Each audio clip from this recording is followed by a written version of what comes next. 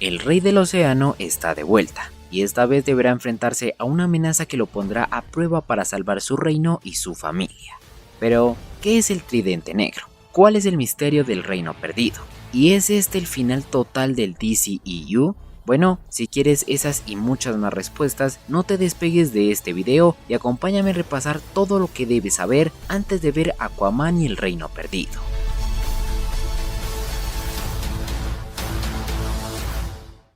A ver, primero recordemos dónde nos quedamos la última vez. Después de haber logrado detener a Steppenwolf y unirse a la Liga de la Justicia, Arthur Curry debió enfrentarse al destino que su madre le heredó como reina de Atlantis. Logrando sobrepasar varios obstáculos y encontrando su propósito, Arthur obtuvo el tridente del rey Atlan digno únicamente del verdadero rey de los océanos. De esa manera luchó contra su medio hermano Orm derrotándolo y convirtiéndose en el único y legítimo gobernante de Atlantis. Unos años después y posterior a no poder derrotar a Aquaman la primera vez, Black Manta ejerce el poder del mítico Tridente Negro para desatar una fuerza antigua y malévola. Con la esperanza de poner fin a su reinado de terror, Arthur forja una alianza improbable con su hermano Orm después de aprisionarlo. Dejando de lado sus diferencias, unen fuerzas para proteger su reino y salvar al mundo de una destrucción irreversible. Con respecto a su temporalidad, por lo que escuchamos en el tráiler, al parecer se sitúa de 2 a 3 años posterior a los eventos de la primera película, años en los cuales Arthur se ha desempeñado como rey, aunque al parecer no todos lo quieren, ha tenido un hijo con Mera que ha heredado sus habilidades, Orm ha estado prisionero y Manta ha tenido más enfrentamientos para vengarse de su enemigo sin ningún éxito. Es de recalcar que en esta cinta regresa el director James Wan, quien nos había entregado satisfactoriamente la primera cinta del personaje y que también es reconocido por películas como El Conjuro. A su vez veremos de nuevo a Nicole Kidman como la reina Atlana, Temuera Morrison como Thomas Curry y a pesar de la polémica, Amber Heard regresará como Mera. Para desgracia de aquellos a los que nos gustó la primera entrega, William Dafoe no estará de vuelta como Vulko en esta historia debido a conflictos de agenda, por lo que su rol será ocupado por Atlana convirtiéndose en la consejera de Arthur, explicándole más sobre la política de Atlantis y cómo funciona todo, por lo que ella tendrá más protagonismo según palabras del propio director. La cinta tendrá una duración de 115 minutos, es decir 1 hora y 55, siendo 33 minutos más corta que su predecesora. Según los reportes, la cinta debutará en taquilla con una cantidad entre los 32 y 42 millones de dólares, obteniendo globalmente una suma de 105 a 168 millones de dólares, que está bastante mal para lo que debe obtener para considerarse ganancia, pues el tener un presupuesto de 205 millones debe alcanzar por lo menos la suma de 410 para retribuirle al estudio, y teniendo en cuenta que las 3 cintas de este año de DC han sido un fracaso completo, Aquaman 2 no va por buen camino, aunque podría resultar siendo una sorpresa. Por ahora podemos predecir que será otro mal paso para DC, y que este servidor va a contribuir a eso, porque ya hemos desparramado mucho este año que ¿qué importa una más? Adentrándonos completamente en la historia de la película, en ella veremos a Black Manta como el villano principal, a diferencia de la primera cinta donde este jugó un antagonismo secundario y que desde ese entonces ya sabíamos que este regresaría. En esta película lo veremos intentando acabar con Aquaman a como dé lugar, recordando que él fue el causante de la muerte de su padre en la anterior entrega y que desde ahí desea vengarse de Arthur. Esta vez él estaría en búsqueda del Tridente Negro, una reliquia muy antigua y poderosa capaz de liberar un oscuro y peligroso poder mágico. En tiempos del rey Atlan, es decir antes de que Atlantis se hundiera, el tridente fue una maldición para los 7 reinos y el propio Atlan debió enfrentar su capacidad. Antes de meternos en tema de cómics, debemos resaltar que el tridente tal cual es un artefacto creado para la historia de la película, ya que no existe en las historietas. En la película lo que podemos pensar es que es un arma que por mera naturaleza corrompe a su portador y lo dota de habilidades sobrehumanas que lo impulsan en su meta, tal como vemos que mejora las capacidades de Manta y que aparte es capaz de crear una especie de ejército de zombies, pues se piensa que la energía que este libera transforma lo que toca en seres de oscuridad total.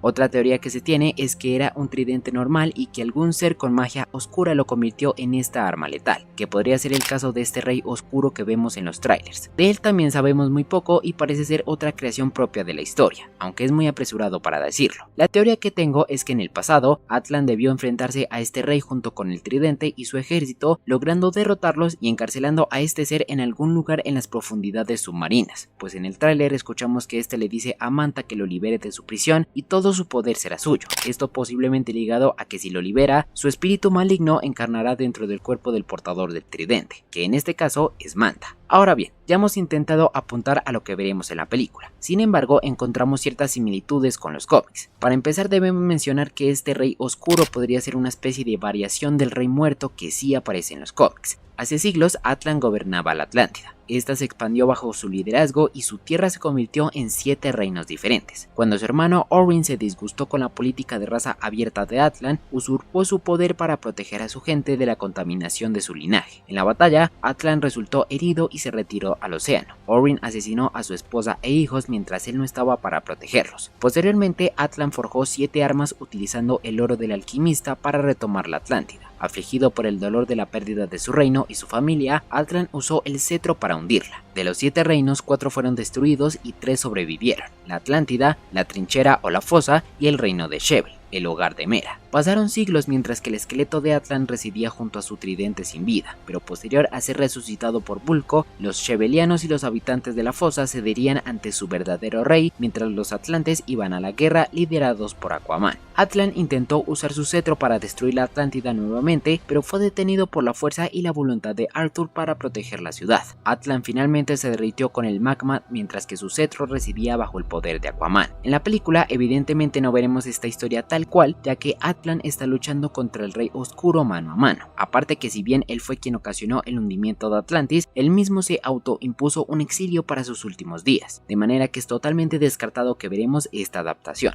Sin embargo, está la teoría de que su hermano Orwin es en realidad el rey oscuro, ya que él detestaba, al igual que Orm y su padre Orvax, el lineamiento de sangre impuro, y debido a que en la dinastía de Atlan todos los reinos convivieron entre sí, puede ser que este estuviera dispuesto a acabar con su hermano y su política entre razas, tomando el tridente y usándolo en contra de Atlan. De esa manera es que nos explican el por qué era una maldición para todos los reinos, ya que con el propósito de Orwin, la idea era acabar con todos aquellos que contaminarán el linaje de sangre. Sin embargo, en los cómics, Atlan tenía el tridente de Neptuno, que fue empuñado por Arthur, pero también tenía un cetro. Este cetro, de hecho, fue robado de su tumba por Black Manta. El cetro del rey muerto otorga a su poseedor la capacidad de generar terremotos lo suficientemente fuertes como para hundir islas y continentes, así como lo hizo Atlan con la Atlántida. También permite a su poseedor controlar la fosa mediante el reconocimiento de la autoridad primordial. El cetro fue destruido cuando Arthur derrotó a Atlan. En el caso de la cinta, podríamos esperar que se dé de esa manera. Black Manta roba el tridente negro que reemplazaría el rol del cetro, y el colapso al que se refiere Atlana, que es capaz de liberar Manta con esta arma, se refiere justamente a que puede causar terremotos y sismos que destruirían la superficie, aparte de evidentemente controlar las criaturas de la fosa, que son un peligro para la humanidad y los atlanteanos, por lo que de una u otra manera todo está conectado con respecto al tema del tridente y el pasado de Atlantis.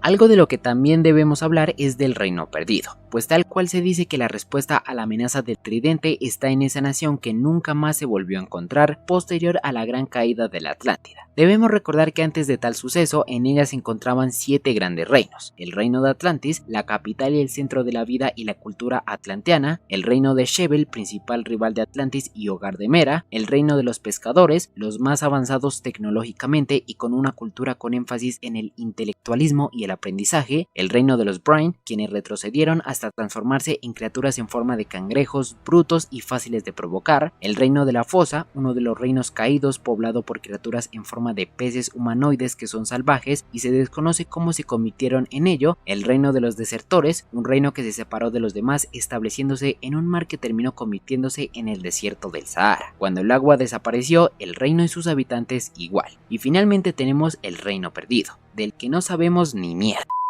Realmente es que existen muchas teorías, pero no se sabe cuál es la nación perdida de Atlantis. Mucho se ha dicho acerca de que se trata sobre un reino el cual terminó siendo superior a los demás y que indefinidamente no era propiamente de la Tierra. Hay 2 teorías que son las más sólidas. La primera es que el reino perdido en realidad es el mar oculto que se encuentra en el centro de la Tierra. Es el lugar en donde Atlana estaba antes de que Arthur y Mera la rescataran y donde Atlan se quedó en exilio antes de morir. Esto se debe a que en los trailers y los propios artes conceptuales de la película vemos a los hermanos visitar un lugar con vegetación colorida y casi perfecta como un reino de naturaleza hermoso, algo que se asemeja justamente a ese lugar que vemos en la primera cinta de Aquaman. Si bien esto es una buena idea, hay otra que se desprende más de la propia producción de la cinta, y es que esta secuela no se grabó con el nombre de The Lost Kingdom, sino con el nombre de Necros. En los cómics, específicamente en Aquaman número 30 en diciembre de 1966, apareció el reino de Necrus, también conocida como la Ciudad Negra, la segunda ciudad abovedada que aparece bajo los océanos de la Tierra después de la Atlántida. Sin embargo, a diferencia de la ciudad Atlantis, Necrus tiene un estatus mucho más inestable. Quizás es uno de los asentamientos más extraños en la historia de DC Comics. Necrus en realidad solo existe en el plano material durante un breve periodo de tiempo cuando un satélite alienígena entra en la órbita de la Tierra. El campo magnético de la Tierra activa un dispositivo que luego abre un agujero en el espacio dimensional del cual emerge Necrus. La ubicación de la ciudad en el océano también depende de la posición del satélite, ya que puede aparecer en cualquier punto de la Tierra. Sin embargo, tan fácilmente como Necrus puede aparecer desde un agujero dimensional, esta misteriosa ciudad también puede desaparecer. Necrus está gobernada por su rey tirano Mongo. Gobernando como un señor de la guerra, la sociedad de Necrus en gran medida sigue su ejemplo y es inherentemente militarista. La última vez que Necrus apareció en la Tierra gracias al satélite alienígena que controla sus apariciones, miembros del pueblo de Mongo masacraron un puesto de avanzada en la superficie que estaba en construcción. Después de este acto de violencia, Atlantis entró en guerra con Necrus y argumentó que puede haber una aceptación continua de los habitantes de la superficie que viven bajo las olas. Mongo adopta una postura agresiva contra todas las incursiones en el mar por parte de habitantes de la superficie, ya que cree que los océanos pertenecen a quienes respiran agua y considera a todos los demás invasores que deben ser destruidos. De hecho, antes de entrar en guerra con Atlantis, intentó forjar una alianza con ellos para formar un frente unificado contra el mundo de la superficie. Aquaman lo rechazó y Mongo lo encarceló por su negativa y luego reunió a sus fuerzas para sitiar su reino. Su ejército fue derrotado por Aquaman, Aqualad, Mera y los Atlantes, y Mongo pudo escapar de regreso a Necrus momentos antes de que se desvaneciera. Hasta la fecha, ni Mongo ni Necrus han regresado. Se cree que por el título de producción, James Wan eligió a Necrus como el reino perdido de Atlantis. La teoría que tengo es que este último reino en realidad se forjó por una alianza que se llevó a cabo con el rey Atlan y seres de otro mundo que llegaron a la Tierra, de tal manera que se establecieron en el planeta, y cuando Atlantis cayó, ellos quedaron sumergidos en las profundidades del mar. Y en la historia veremos a Arthur y Orm descubriendo la verdad sobre este reino, que además los ayudará a luchar contra Manta, pues puede que además pudieron ser estos los causantes de la victoria en contra del Rey Oscuro y el Tridente Negro en el pasado. Sea como sea, descubriremos cuál es el misterio del reino perdido en esta historia.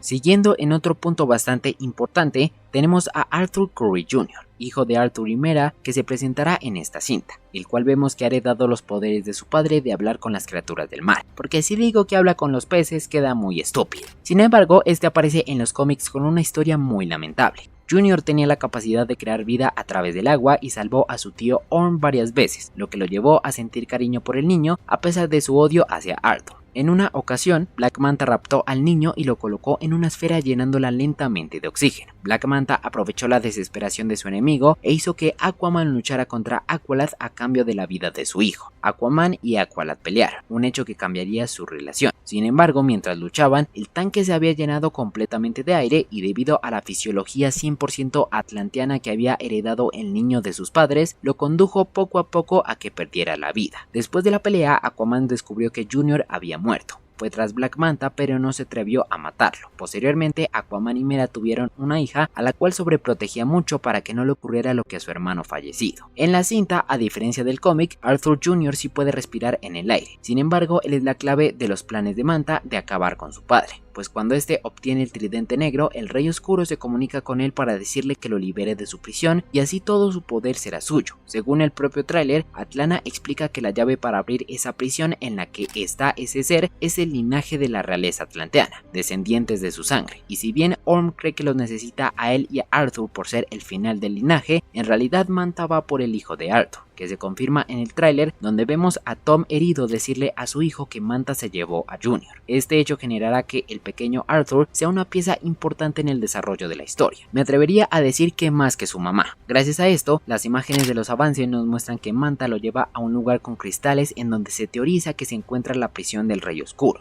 lugar donde de alguna forma debe sacarle sangre al niño para liberarlo. En este lugar creería que es donde se libraría la batalla final, y donde Manta y Aquaman lucharán a muerte por la vida de Junior. Ya no sabría decirle si en efecto el niño termina muriendo. Realmente es que siendo el final de Aquaman y del DCEU, puede que sí, y más teniendo en cuenta los cómics, pero puede que no, ya que, a ver, es una historia enfocada en comedia y acción fantasiosa que a su puta madre si matan a un bebé. Por ahora sabemos que el hijo de Arthur será bastante importante y veremos si al final logra salvarse de los temibles planes de Black Manta. En esta película también es posible que nos presenten un escenario bastante desgarrador para Arthur y los seres que ama, pues ya que Manta se propone acabar con todo lo que ama, asesinando a su familia y reduciendo su reino a cenizas, es posible que más de uno termine perdiendo la vida en este enfrentamiento. Uno de ellos, y quien más especula por los trailers, es el padre de Aquaman, Tom, quien en una imagen se aprecia que está siendo herido por Manta con el tridente y que posteriormente apreciamos su casa en el muelle totalmente destruida, además de un plano donde Arthur lo tiene entre sus brazos y este malherido le dice que Manta se llevó a Junior, y luego vemos que este grita, algo que puede indicar un no de se llevaron a mi hijo o un no de perdí a mi papá, porque realmente puede que como desarrollo de personaje le metan una muerte dolorosa a Arthur para que acabe con su enemigo, aparte que literalmente sería la venganza que Manta buscaba, pues Aquaman no ayudó a su padre en el pasado y ahora él asesina a Tom, lo que sería una justificación del por qué moriría en la cinta, aunque puede que al final termine salvándose y simplemente lo hieran gravemente. También se ha especulado que Manta mataría a Atlan, pues en algún enfrentamiento la reina se sacrificaría por su hijo y terminaría perdiendo la vida. Aparte de la teoría de que Junior podría morir, que si llega a ser verdad me cago, también se ha dicho que por ciertos problemas y reducciones de escena, Mera terminaría muriendo en la cinta. De una u otra forma, al enfrentarse a un enemigo de tal calibre con una ira y deseo de venganza desenfrenada, veremos si Aquaman y su familia logra salir a salvo de esta amenaza.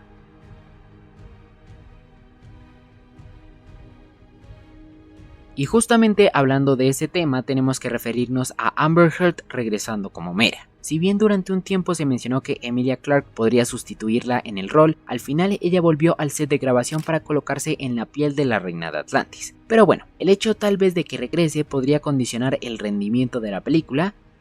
Pues la verdad, como puede que sí, puede que no. Debemos recordar que ella llevó a cabo un proceso legal en contra de su ex esposo Johnny Depp, en el cual ella evidentemente quedó como la mala, y en realidad todos nos dimos cuenta que era una mentirosa hija de su puta madre. Y esto se liga directamente a las acciones de Warner, pues cuando este pleito inició en el 2020, el estudio tomó la dirección de despedir a Depp por diversas controversias que estaban en su contra, y además por las declaraciones del informe del medio británico The Sun, que había decidido llamarlo abiertamente un golpeador de esposas. Sin embargo, con el tiempo las cosas se aclararon más, al punto en que cuando el primer vistazo de esta cinta salió a la luz en octubre de 2021 durante el evento de la DC Fandom, los fanáticos comenzaron a repudiar que Heard apareciera en la cinta. De hecho, en las primeras proyecciones de prueba en las que los resultados no eran muy buenos, se reprochaba el hecho de que Mera aparecía mucho. Este hecho impulsó a Warner a reducir su rol dentro de la historia, tanto que a día de hoy hemos tenido muy pocos vistazos al personaje en la cinta, por lo que podemos suponer es que ella tendrá un rol demasiado pequeño, incluso sin llegar a aparecer más de 5 minutos en pantalla. Y una de las justificaciones que se tiene es que esta historia se centra más que nada en la relación entre Orm y Arthur y la lucha de este con Manta, por lo que ella solo tendría que aparecer en pocas escenas que tengan que ver con el bebé, y debido a la teoría que se tiene de que podría morir, se piensa que sería una excusa perfecta para quitarla por completo del resto de la historia. Aún debemos esperar cómo se desempeñará en la cinta, pero por ahora podemos anticipar que será muy poco lo que veremos del personaje en esta película.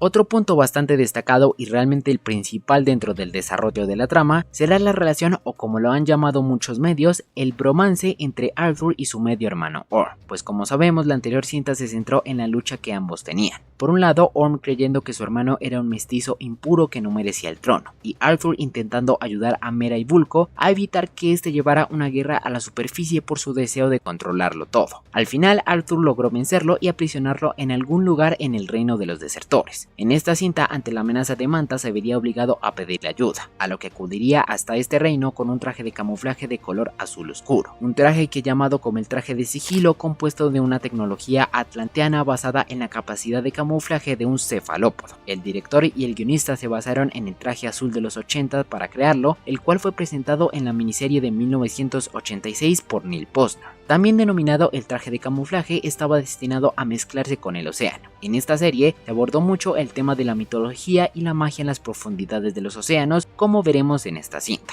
Con este se infiltrará en la prisión logrando liberar a su hermano, y a pesar de que este se resista al principio, veremos una divertida dinámica entre ambos. Entre el hermano chistoso que debe pedirle ayuda a su medio hermano serio y amargado que debe hacerlo por obligación, pero que al final veremos que se terminan queriendo el uno al otro. Posiblemente al final de la película y con el viaje que recorran, Orm terminará en Atlantis ejerciendo algún rol y también ayudando a criar a su sobrino, pues como dije, este desarrolló cariño por el niño en los cómics. Y realmente me parece un buen desenlace para su historia, ya que Orm no se planteó como el hijo de puta que es en los cómics, sino más como un antihéroe que al final sí terminamos queriendo. O puede ser que al final sí termine encarcelado o traicione a su hermano. La verdad, habría que esperar a ver cómo termina la cinta para definir el destino de los hermanos.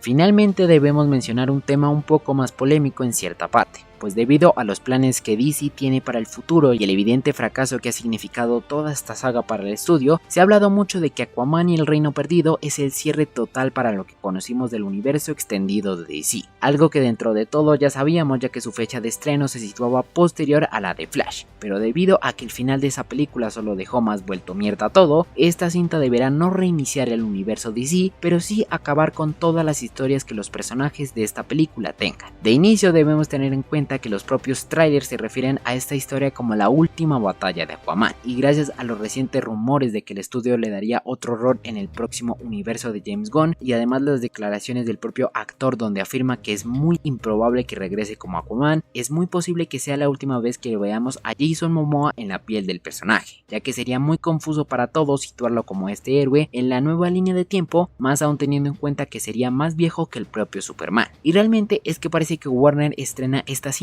porque es lo que hacía falta, ya que primero con un fracaso rotundo de Shazam Fury of the Gods, donde literalmente nadie, o bueno, solo este pendejo que está hablando fue a ver esa película, el estudio había tenido mala recepción en taquilla y crítica, y posterior a su suicidio con The Flash, con una cinta que a pesar de tener unas cosas buenas como Batman y el otro Batman, terminó creando un mierdero peor con el Batman que nadie quería, y que aparte de eso fue otro fracaso rotundo para DC. Y luego la silenciosa Blue Beetle 18 de agosto solo en cines, con una historia que realmente es que la gente ya está cansada de que DC haga cagada tras cagada en sus estrenos, por lo que Aquaman 2 puede ser una buena historia y un cierre digno para la historia de los personajes que veamos, pero sí o sí debemos tener en cuenta que posiblemente, y digo que estoy un 99.9% seguro de que va a ser así, será lo último que veremos del universo extendido de DC. Así que sí, el 20 de diciembre este universo que algún día nos ilusionó que sería algo grande, será enterrado para siempre. Y bien, ahí lo tienen. Eso es todo lo que debes saber antes de ver Aquaman and the Lost Kingdom, una secuela que promete ser visualmente espectacular con escenarios y secuencias deslumbrantes debajo del océano con Atlantis y los reinos del mar, que promete darle una digna y última pelea a Arthur para detener a su némesis y salvar a su familia, su reino y el mundo de la maldad que los secretos de la Atlántida podrían generar, y esperemos que con un buen antagonista como lo es Black Manta y una historia interesante con el Tridente Negro, logren darnos una película disfrutable y entretenida, por lo que veremos qué nos tiene deparado Aquaman y el Reino Perdido. Así que nada, dejo el video por acá. Si les ha gustado no se les olvide dejar un like y suscribirse al canal con la campanita para que no se pierdan de próximos videos. También que me sigan en todas mis redes sociales, donde poco a poco subimos las noticias más relevantes del mundo de DC. Y no te despegues del canal para no perderte de todo el contenido que se viene de esta cinta. Por mi parte esto fue todo, nos vemos en la próxima.